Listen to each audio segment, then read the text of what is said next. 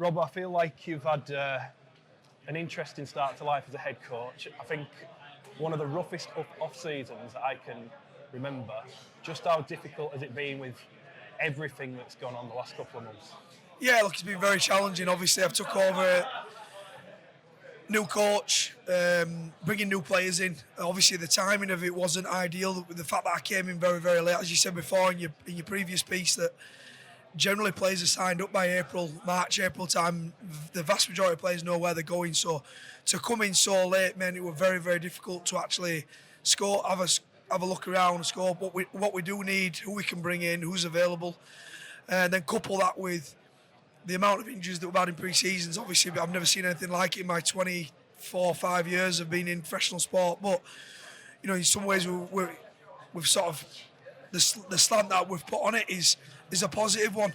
Resilience and being a bit of a closer group and having to deal with adversity. Hopefully it'll stand us in good stead moving forward.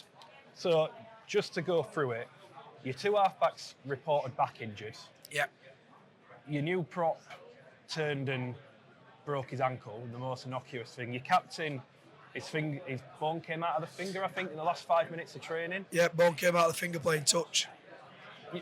Where's this karma coming from? What have you done wrong? Yeah, I don't know. Yeah, just a couple that obviously Sam Halsall, dislocated his shoulder this week.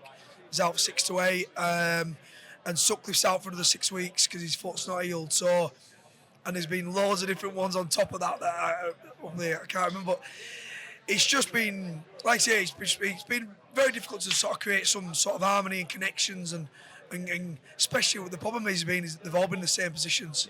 They've all been in the same positions, either in the spine area and on. You couple that with Tane Milnes, he's been going on for the birth of his child, so he's not even in the country at the moment. Yeah, it has, but just sort of put a positive spin on it. Put a positive spin, and hopefully we can use it to our advantage and come a bit closer as a group and know how to deal with adversity. But there's also been a lot of young lads that have probably got more reps in than they probably would have done. And it might be a little bit short-term pain, long-term gain for the club in the long run if they can use this experience, in a positive light. Realistically, given everything and the disruption you've had in your pre-season and your preparations, is a slow start to be expected, or it must be very difficult for you because you're in a results-based industry, but we can put the context on it. It feels like everything points towards it might be hard to race out the traps. Yeah, it might be a little bit more challenging, but I'd like to think that we can actually put that little bit of adversity to the side, like I said before, and use it positively. I think we're not going out there to make up numbers. We want to compete, we want to contest in every single game, and that's no matter whoever puts the Huddersfield Giants jersey on. Hopefully that the fans, the club, and everybody associated with them know that they're putting their best foot forward and giving everything they can for the club. And when we do that, as one, as in unity, I think we can definitely challenge teams. You started wondering why you wanted to be a head coach after a few months of doing it. No, I'm enjoying it. I'm enjoying the challenge. It's not easy, but what in life is easy. All the good things in life generally that are tough. The easy path generally don't lead to nice, fulfilling things. So, yeah, for me, it's definitely been a challenge, but something I've embraced and something I feel like I'm really good at. So it's been good. What's been the most rewarding part of it, and on the flip side, which part of it have you come to think this is the part of it maybe I don't quite like? I think the bit that I like is I love improving individuals and making them better, sort of not only players but better people.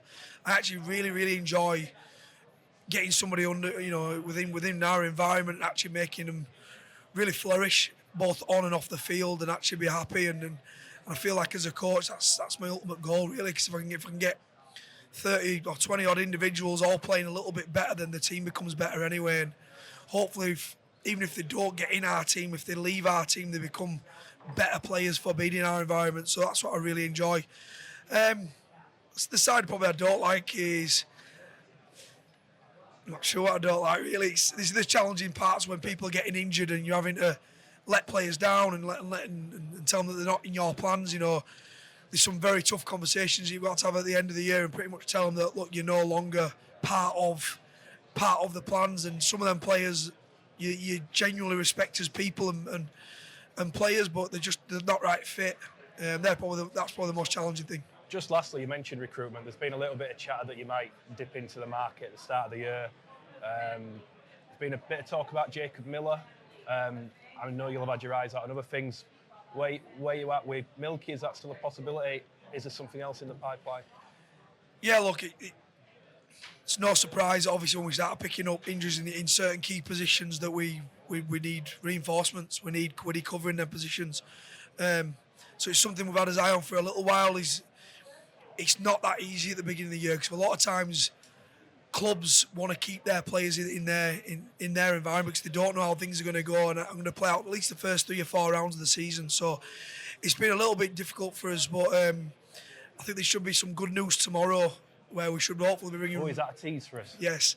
We should be bringing reinforcements in tomorrow in key positions. And again, it's not ideal bringing somebody in a key position. You normally want to create some continuity, create some connections throughout pre-season, but we feel like bringing somebody in will definitely help us in steering the side around the field a little bit in the early rounds when Clooney's not available. Well, we'll look forward to that, and best of luck for the season, Robbo. Thank you very much.